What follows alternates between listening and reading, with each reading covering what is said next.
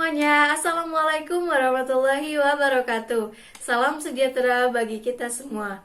Perkenalkan, saya Della Fitria Nurdiantini, NIRM 0201197075, kelas 2A, Program Studi Penyuluhan Pertanian Berkelanjutan, Politeknik Pembangunan Pertanian Bogor.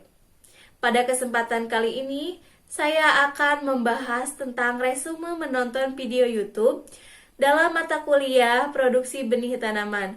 Video yang saya tonton di YouTube yaitu mengenai teknik produksi benih tanaman hibrida, produksi benih tanaman non-hibrida, produksi benih tanaman dengan teknik kultur jaringan, dan produksi benih tanaman dengan sistem dapur.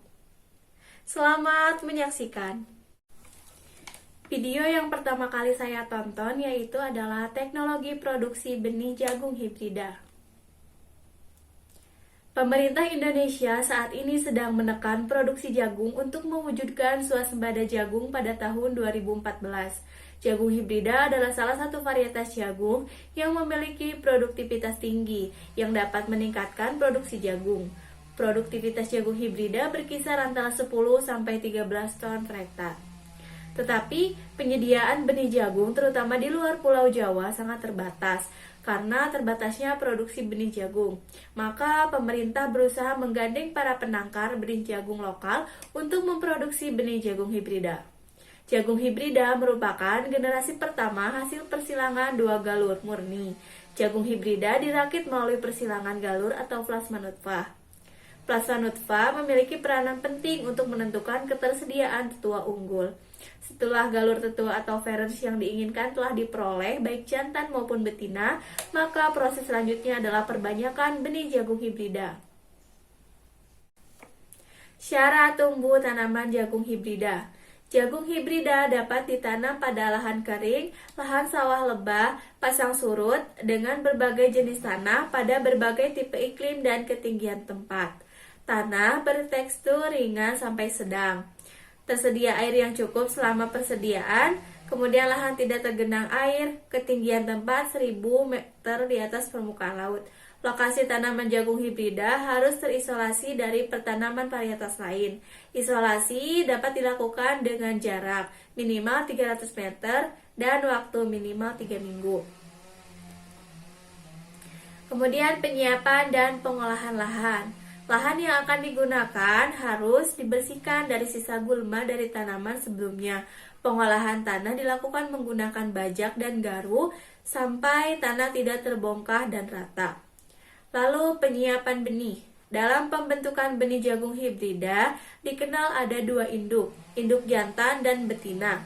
Dalam memproduksi benih jagung hibrida atau F1, kebutuhan benih untuk tanaman induk jantan sekitar 1/4% dan induk betina 3/4% dari kebutuhan total benih. Contohnya, jantan 1/4% yaitu 5 kilo, betina 3/4% sama dengan 15 kilo, menghasilkan 20 kg kebutuhan benih. Lalu penanaman. Perbandingan antara baris induk tanaman jantan dan betina umumnya 1:3, 1 baris tanaman jantan dan 3 baris tanaman betina. Agar waktu berbunga bersamaan dan dapat terjadi penyerbukan secara sempurna, maka induk tanaman jantan lebih ditanam terlebih dahulu. Kemudian untuk pemeliharaan tanaman. Setelah 3-5 hari setelah penanaman benih, biasanya sudah tumbuh menjadi tanaman kecil dan sudah muncul di atas permukaan tanah. Pemupukan diberikan sebanyak 2-3 kali dengan porsi pemberian pupuk N pada setiap aplikasi yang perlu disesuaikan dengan stadia pertumbuhan tanaman. Untuk memantau keseimbangan hara pada tanaman, terutama unsur N, digunakan bagan warna daun. Penggunaan bagan warna daun pada jagung diterapkan pada tanaman saat berumur 40-40 hari setelah tanam, dengan catatan setelah pemupukan kedua diaplikasikan. Kemudian penyiangan dan pembumbunan ke-1 dilakukan pada saat 10-20 hari setelah tanam.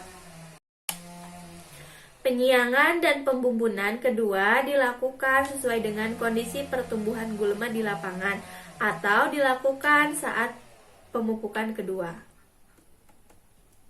Lalu pengendalian hama. Hama utama pada tanaman jagung yaitu lalat bibit, penggerek batang, dan tongkol.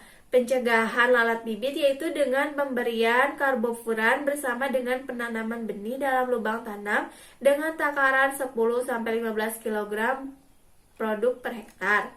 Kemudian pengendalian hama penggerek batang dengan memberikan karbofuran melalui pucuk tanaman dengan takaran 10 kg produk per hektar. Lalu, pemberian air dilakukan jika tanaman kekurangan air atau daun mulai menggulung, dan pada masa kemarau pemberian air dilakukan 6-8 kali tergantung saat tanam dan tekstur tanahnya. Kemudian, pencabutan bunga jantan pada induk betina harus dilakukan untuk mencegah agar tidak terjadi penyerbukan sendiri.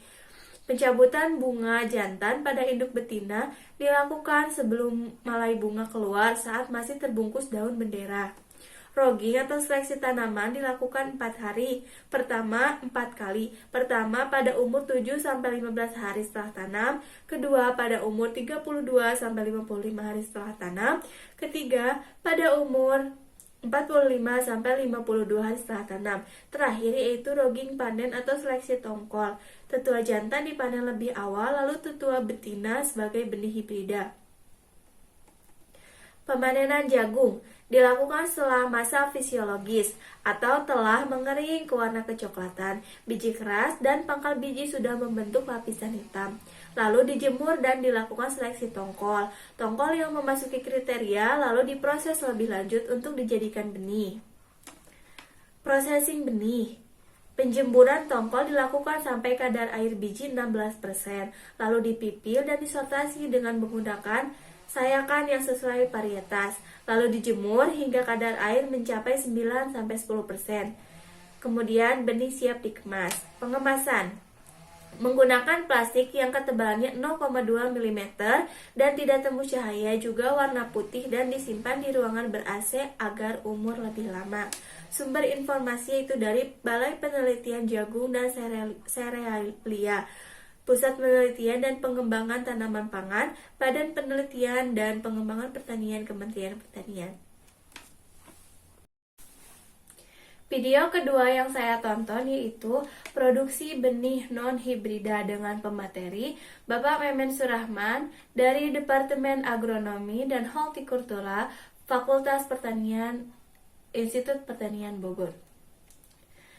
Benih non-hibrida yaitu benih yang diproduksi bukan merupakan hasil persilangan antara dua tetua, tetapi yang berfungsi sebagai benih hibrida berdasarkan hasil persilangan dua tetua. Hal yang penting untuk menjadi dasar bagaimana kita untuk memproduksi benih yaitu faktor yang mempengaruhi dalam memproduksi benih. Kemudian produksi benih tanaman pangan dan sayuran. Yang pertama, faktor yang perlu diperhatikan dalam produksi benih yaitu sejarah lahan, benih sumber, sifat tanaman, keadaan tanaman, teknik budidaya, isolasi, rogging, dan permohonan sertifikasi. Yang pertama, sejarah lahan harus kita ketahui, maksudnya adalah lahan yang dipergunakan itu sebelumnya digunakan atau ditanami dengan komoditas dan varietas apa. Hal tersebut untuk menghindari dari volunteer, campuran varietas lain, dan adanya kemungkinan sumber dari hama dan penyakit tanaman sekitarnya. Benih sumber, yaitu benih yang digunakan untuk memproduksi benih. Hal yang perlu diperhatikan yaitu jelas asal-usulnya, kelas lebih tinggi, dan jelas sumber benihnya. Alur perbanyakan benih tanaman pangan dan sayuran yaitu A. Benih penjenis, B. Benih dasar, C. Benih pokok, dan D. Benih sebar. Sifat tanaman terkait dengan yaitu cara penyerbukan atau cara penyerbukan diantaranya melalui angin dan serangga penyerbuk. Kemudian kelainan pada bunga yaitu ketidaksesuaian secara fisik ataupun genetik. 3. Lingkungan yang mempengaruhi pembungaan yaitu sesuai dengan karakteristik tanaman. Lalu keadaan tanaman.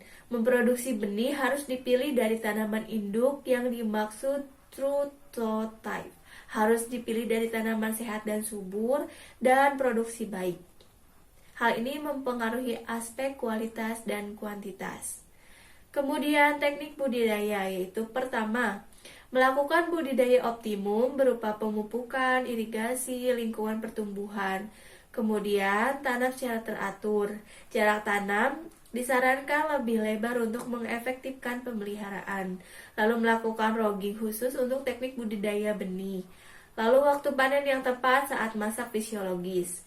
Kemudian isolasi berfungsi untuk menghindari penyerbukan silang dengan varietas lain.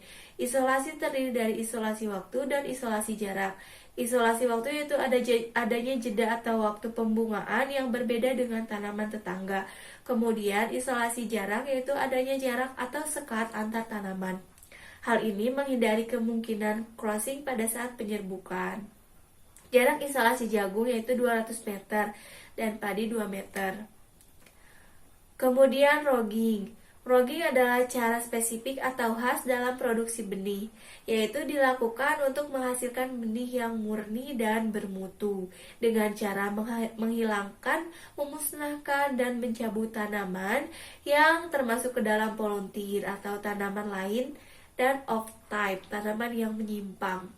Kemudian permohonan sertifikasi benih kepada BPSB atau Balai Pengawasan Sertifikasi Benih bertujuan untuk melegalkan penglabelan pada produksi benih yang bersertifikat dengan beberapa cara yaitu konsultasi, menentukan varietas yang akan ditanam, pemilihan sumber benih yang akan ditanam, label benih sumber, pemilihan areal, dan pengajuan permohonan sertifikasi. Untuk selanjutnya, video yang saya tonton mengenai teknik kultur jaringan.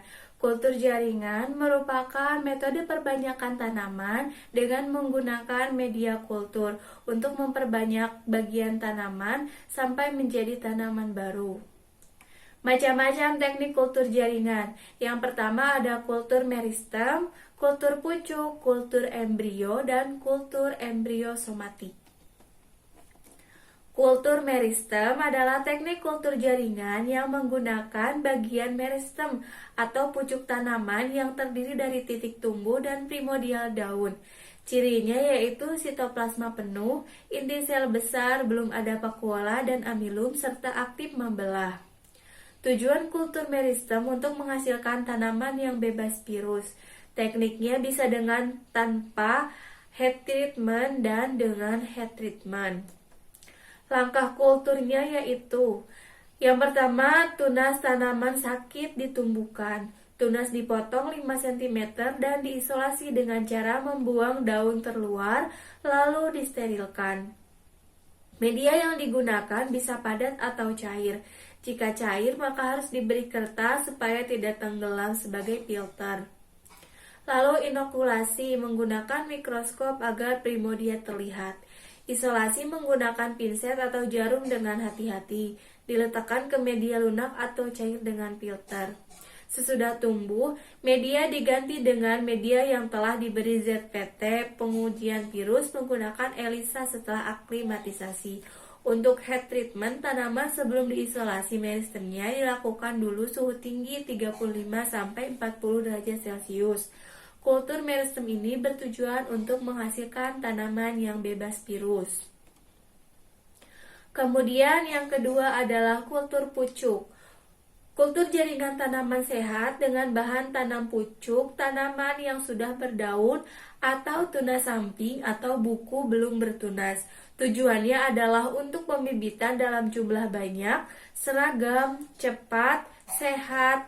Tekniknya yaitu pengambilan eksplan, masukkan eksplan pada media padat dengan tambahan ZPT auksin berupa IBA atau NAA. Setelah 3-4 minggu dilakukan subkultur atau pindah media tanam. Subkultur dilakukan maksimal 7 kali sampai aklimatisasi.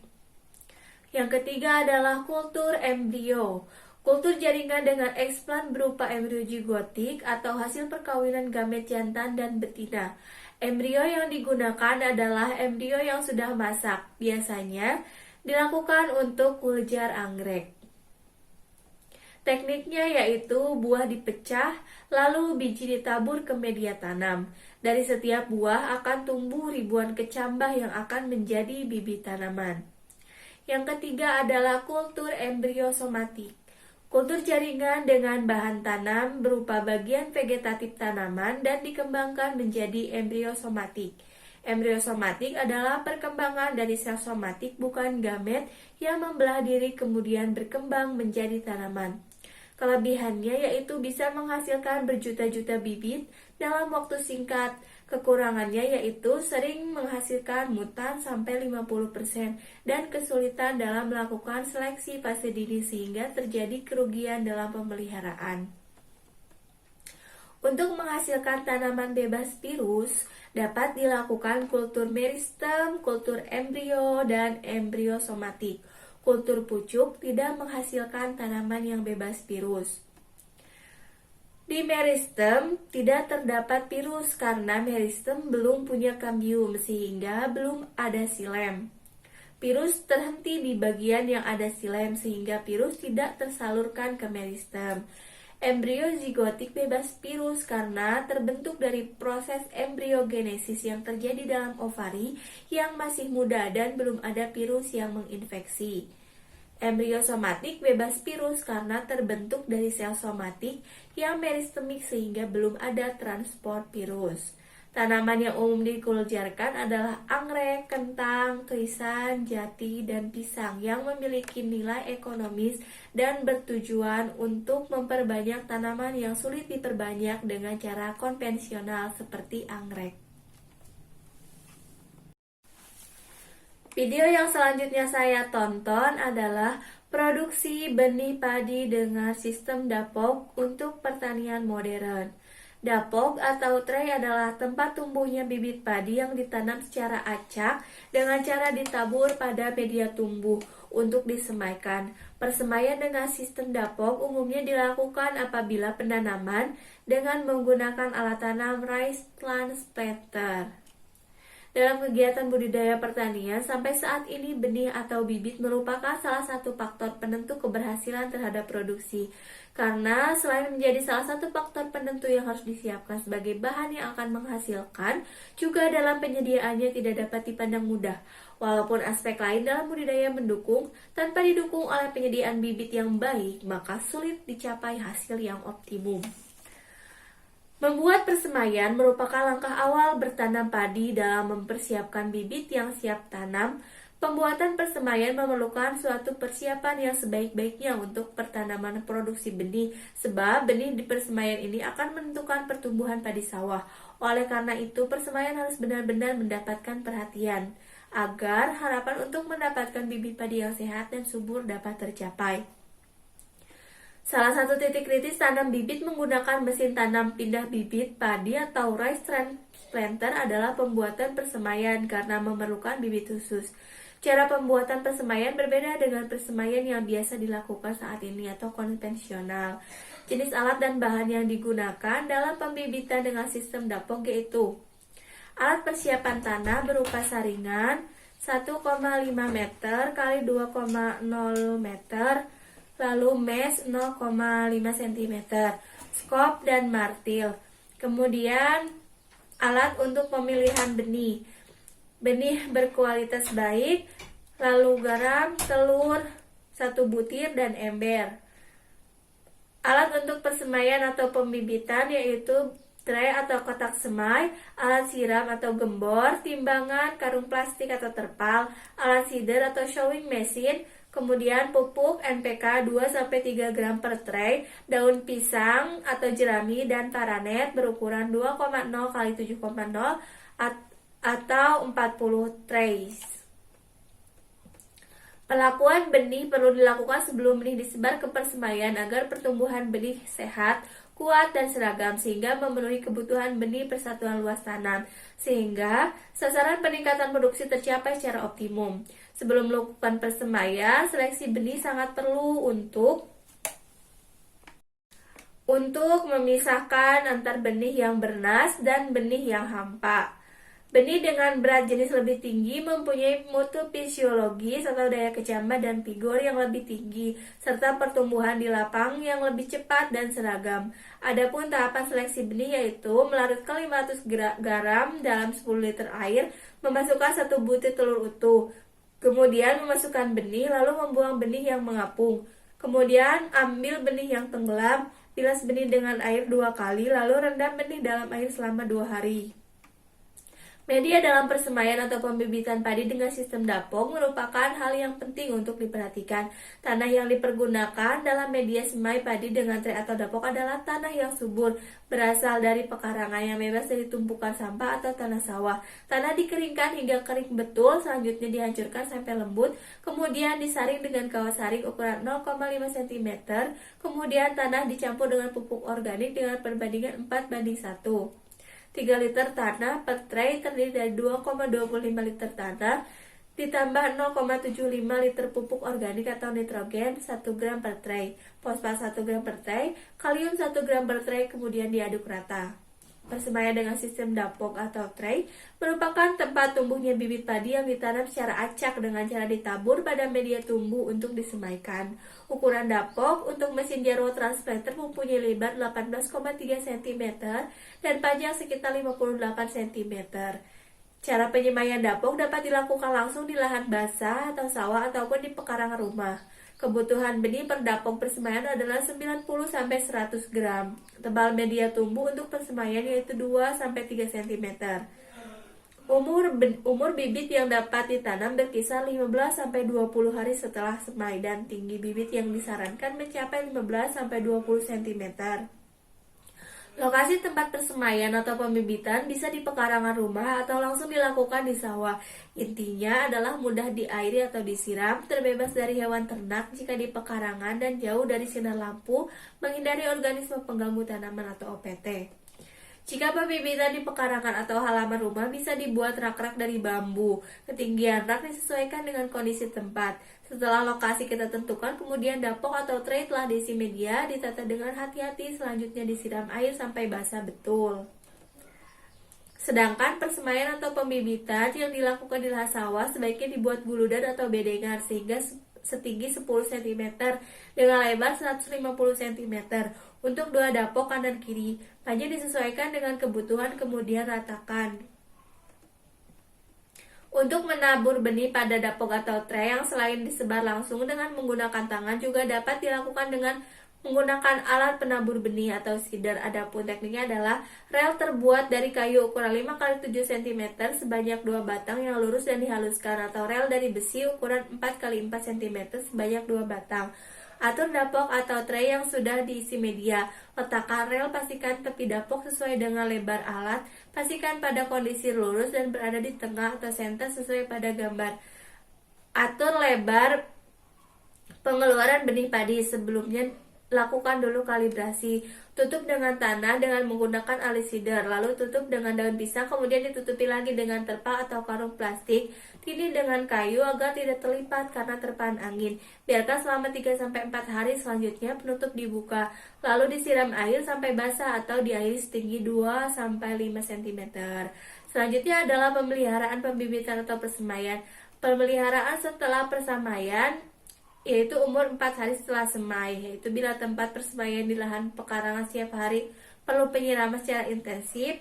Cara pemeliharaan persemaian di lahan sawah yaitu masa kecambah, alur ketinggian di bawah tray atau dapong, masa pertumbuhan daun, atur ketinggian air sama dengan guludan jika penyemaian di sawah. Cukup sekian video dari saya, kurang lebihnya mohon maaf dan semoga bermanfaat.